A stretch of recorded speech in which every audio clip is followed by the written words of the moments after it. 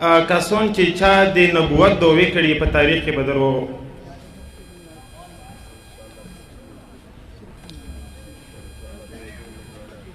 السلام عليكم ورحمة الله وبركاته. إن الحمد لله نحمده ونستعينه ونستغفره ونعوذ بالله من شرور أنفسنا ومن سيئات أعمالنا. من يهده الله فلا مضل له ومن يضلل فلا هادي له. وأشهد أن لا إله إلا الله وحده لا شريك له وأشهد أن محمدا عبده ورسوله. أما بعد فأعوذ بالله من الشيطان الرجيم. بسم الله الرحمن الرحيم.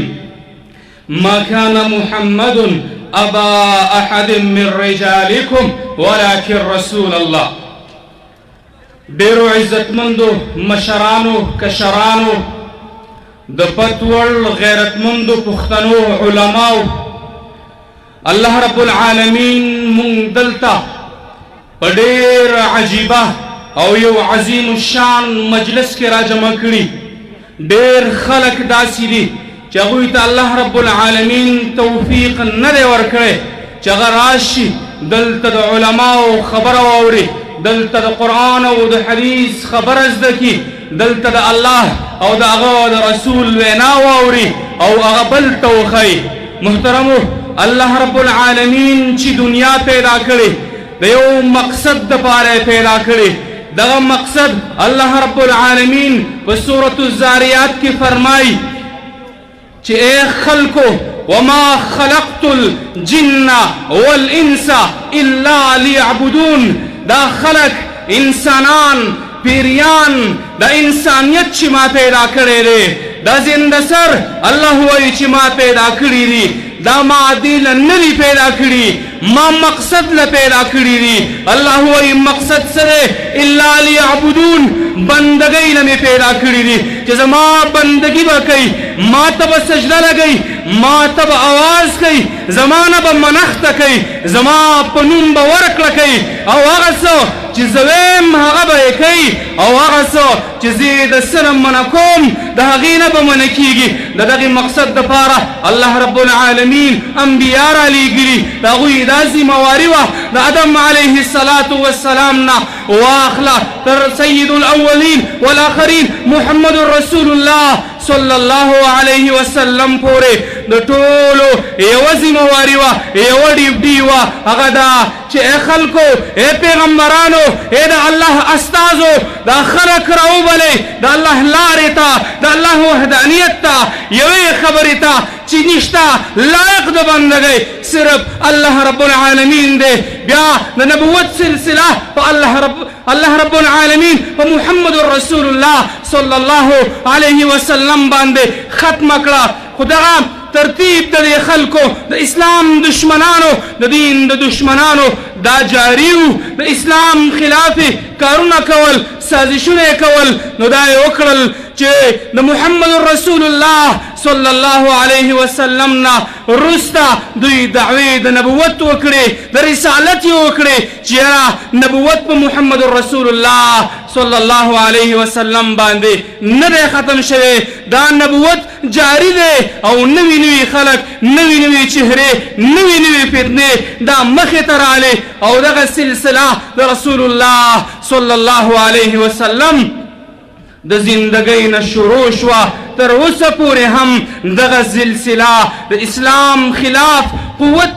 او هغه خلک چې د اسلام خلاف کار کوي هغوی دغه دعوه مخ په وړاندې باندې بولې ده. د رسول الله صلی الله علیه وسلم په دور کې اولنی هغه لعنتي لعین پلید انسان چې هغې دعوه د نبوت وکړه هغه اسود عنسي و. بیا د رسول الله صلی الله علیه وسلم استازو دا راونیو او هغه صحابي چې هغه قاتل د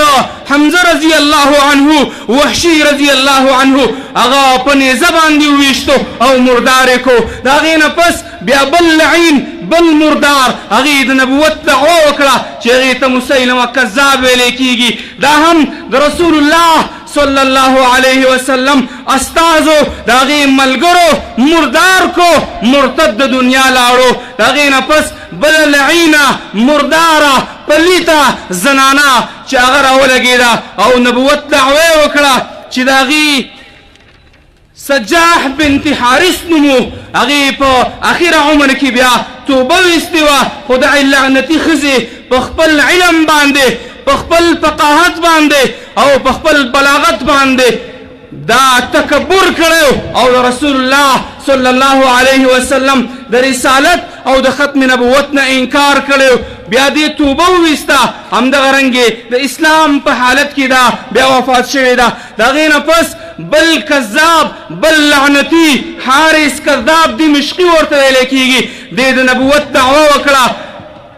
تاریخ کې فقها لیکي مورخین لیکي و هغه خلک چې هغه غلي وي د معاشرې نه په طرف باندې وي او داسې غلي غلي ګرځي که چېرته دا دینداری نو د ده نه کرامات صادریږي او که چېرته دیندارۍ طرف ته ورنشي نو بیا نوې نوې فتنې د دې نه جوړېږي دا حارث کذاب دمشقي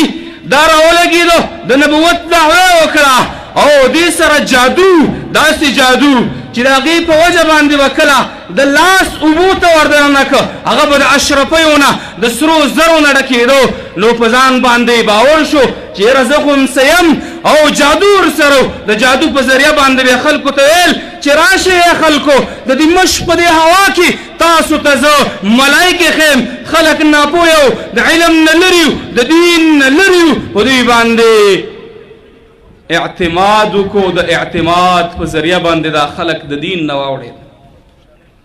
دا هم بیا مردار شوی دی کلمې نه ده نصیب شوې او پلید د دې دنیا نه تللی دی بل هغه چې هغې د نبوت دعوه کړې وه هغه مغیره دا هم داسې پلیت انسان و چې د خپل علم د وجې نه په غرور کې راغلی و تکبر کې راغلی و همدغه رنګې پلید د دنیا نه لاړو بل هغه نجس انسان چې هغې هم د نبوت دعوه کړې وه هغه بیان بن سمعان و د دې باره کې راځي وی د دې داسې عقیده وه لکه څنګه چې د اهل حنودو ده د هندوانو ده دا د تناسخ عقیده لرله د حلول عقیده لرله او دې سره هم جادو په خپل جادو باندې مغروره شو د نبوت دعوه وکړه او دا هم پلید د دنیا نه تللی دی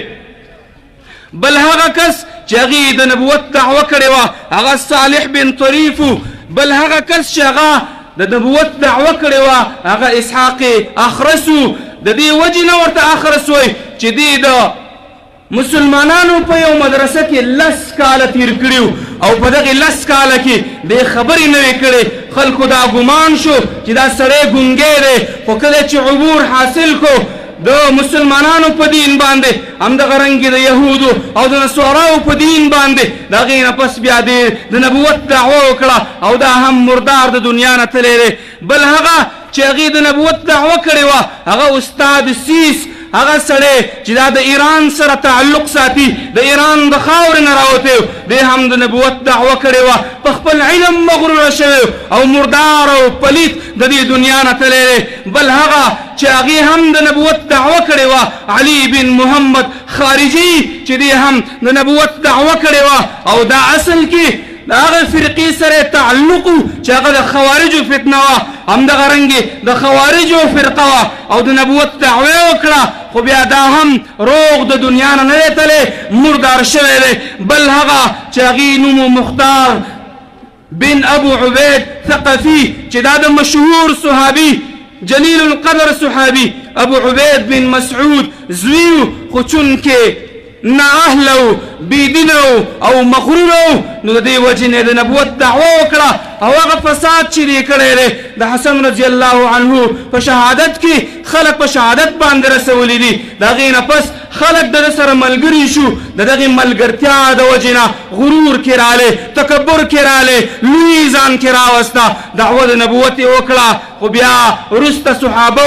دا مردار کړی دی او روغ د دنیا نه نه دی تللی د دې نه پس حمدان بن اشعث دا هم یو سړی چې د نبوت دعوه کړې وه نور همداسې یو په اخري کې هغه رذیل او هغه سپک انسان چې هغې په دې دور کې 1800 نه دېخوا د نبوت دعوه وکړه هغې ته میرزا غلام احمد قیدیاني ویلی کېږي چې نن د هغې پیروکار په جنوبي ایشیا کې په پاکستان کې په انډیا کې په بنګلادیش کې افریقي ملکونو کې همدغه رنګې په عربو ملکونو کې هم د هغې پیروکار موجود دي د هغوی دا وینا ده چې نبوت په رسول الله صلی الله علیه وسلم باندې نه دی ختم شوی بلکې اخري نبی دا میرزا غلام احمد قیدیاني دی دا دروغ وایي د رسول الله د تکذیب یې کړی دی د الله تکذیب یې کړی په دې خپلو خبرو کې دا دروغجن دی د دې د کتابونو نه معلومیږي خو افسوس په دې خبره باندې چې نن زمونږ هغه خلک چې هغوی په حکومت کې دي های لیول دي های پروفایل خلک دي د دوی پشت پناهي کوي د دوی عقیده خورئ د مسلمانانو په معاشره کې خو اورئ دا خبره هر هغه کس هر هغه شخص هر هغه بهترین او هر هغه کمزوری چې دا خبره کوي چې محمد رسول الله صلی الله علیه وسلم باندې رسالت نه دی ختم شوی دا مرتد دی دا کافر دی د دې یو جزا ده یو سزا یې ده چې قتل به دا کېږي د دې نه به سر اړولی شي خو عوامو تاسو ته ویم چې دا کار زمونږ نه دی دا کار زمونږ نه دی دا کار زما او ستا نه دی دا د هغه چا کار دی چې هغې ته الله قوت ورکړی طاقت یې ورکړی حکومت کې دی الله زور ورکړی دا به د دغې سړي نه سر کټ کوي که کټ یې نه کو د قیامت په ورځ باندې به د رسول الله لاس وي د دغې حکمران مشر ګریوان به وي او والله دا خبره چې زه کوم دا زه په دې باندې نه کوم که چېرته د دوی په حمایت کې مړ شوې مردارې جنت په سترګو باندې نشي لیدلی توبه وباسه دین ته راشه د دین استفاده وکړه د دین د خورولو دپاره لار وباسه دا بېدیني پرېږده او که چېرته دا بېدیني دې پرېنښوده د دې خلکو دفاع دې کوله او مرګ در باندې رالی مردارې الله به دې جهنم ته وورځئ الله رب العالمین دې مونږ ټول د ختم نبوت سپایان وګرځئ الله رب العالمین دې مونږ ته توفیق راکړي چې مونږ د محمد رسول الله صلی الله علیه وسلم مشن مخ په وړاندې باندې بوځو الله رب العالمین دې زمونږ د علماو حفاظت وکړي او الله رب العالمین دې د دوی جهود قبول کړي سبحانك اللهم وبحمدك اشهد ان لا اله